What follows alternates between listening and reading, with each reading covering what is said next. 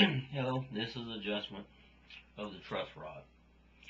I call this in the lag state with no tension, no string tension whatsoever. Of course, the final pre-adjustment will be after the strings are all on and in tune. To start out with, you remove all your strings. Of course, you do this when you're having a string change. You need a good foundation to start out anything. Even building a house, you have to have a foundation, a good strong foundation, a good straight foundation before you can actually get anything level or built on that thing that will be straight and maintain its ferocity and strength. Here we start with a flat foundation. We're going to level this foundation and get it as straight as we can get it, as close as the guitar will allow us to get it. You're only as good as what you're working with.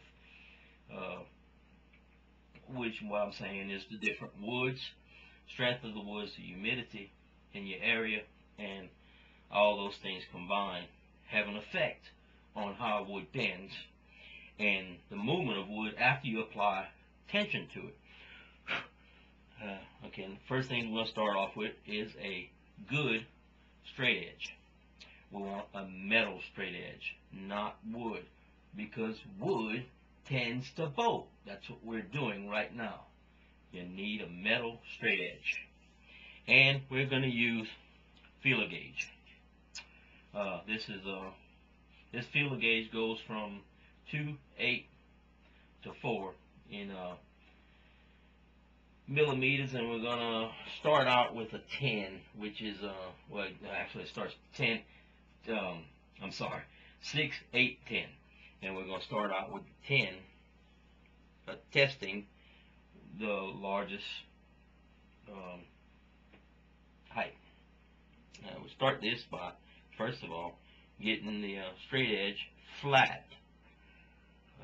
It would be better to have a perfect knife edge on here, which would enable you to be closer, but we have what we have, and that's what we work with. This is a flat edge, so you have to have the thing a 90 degree to the frets that it sets on, and we're going to go from top to bottom, so the bow is automatically in it, so you're going to have to start from the top, which is the first fret, and we're going to hold it 90 degree angle, and we're going to find where the bow starts by using, I'm doing with the number 8 millimeter, and we go down the line.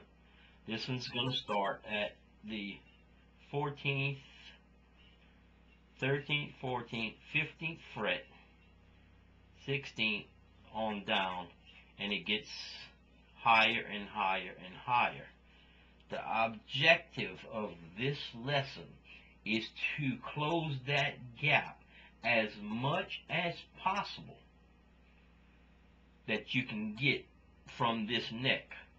That's not saying we'll be able to get it perfectly flat, because of the woods this guitar was created with and the way it was manufactured.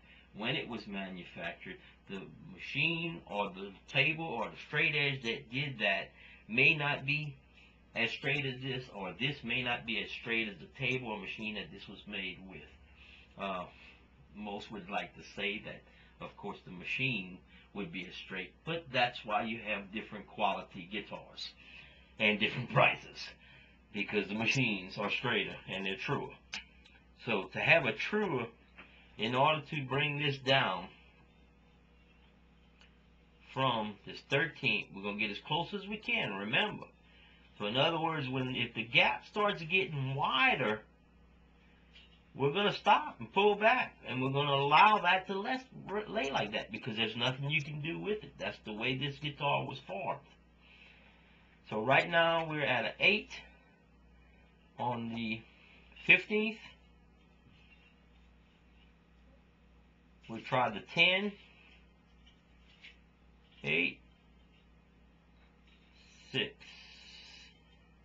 Okay, now we need to find what size gap that is.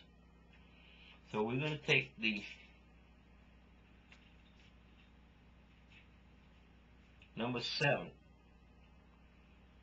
I'm sorry, 5.0 0.13 millimeters, and we're going to try it. We're going to try to find the size of that gap at the 15th fret. 12, 13, 14, 15. Okay, we know that's the perfect size because it just slips in there.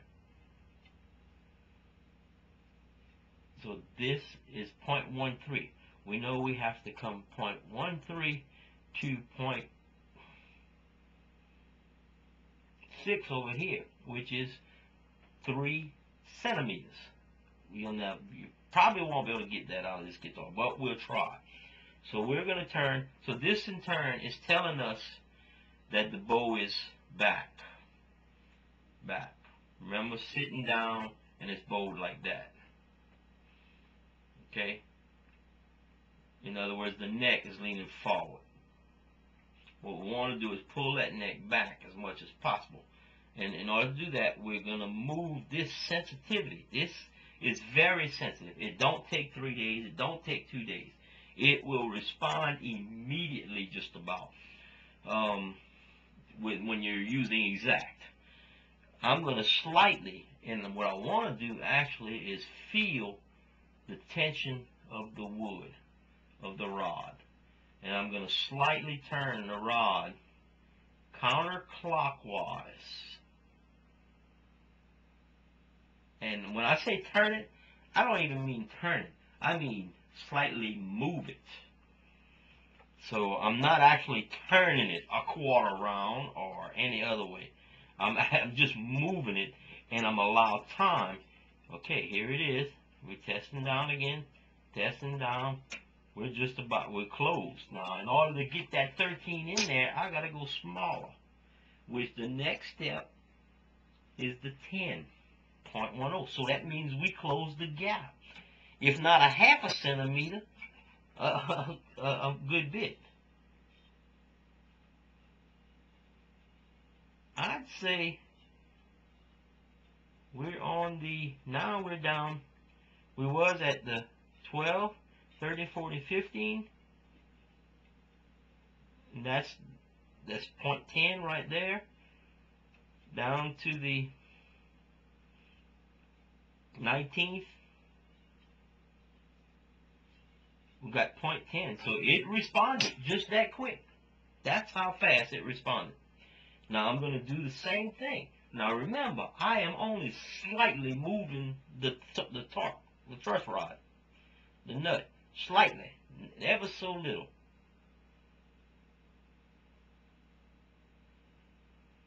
Then I'm going to let it go. And I'm going to let it rest for a little bit, a second or two. Maybe even move the guitar a little bit, kind of rub the neck a little bit, allow the wood to flex.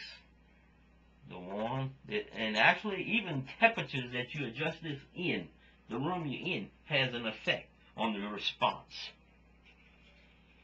It's technical. It really is. Now we're going with the 10. We're going to start the 15th, 13th, 14th, 15th. It's closed there. I can't get that 10 in now without picking it up. So there you go. We're at 0.10 millimeter. You see it going in there? Up to the 15th.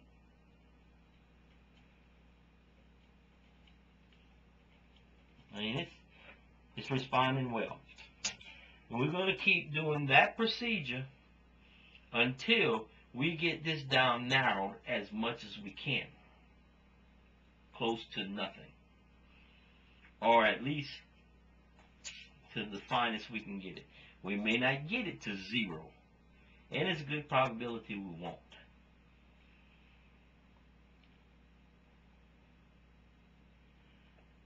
So now that you got the gist of adjusting the truss rod, hope it helps. Thanks a lot.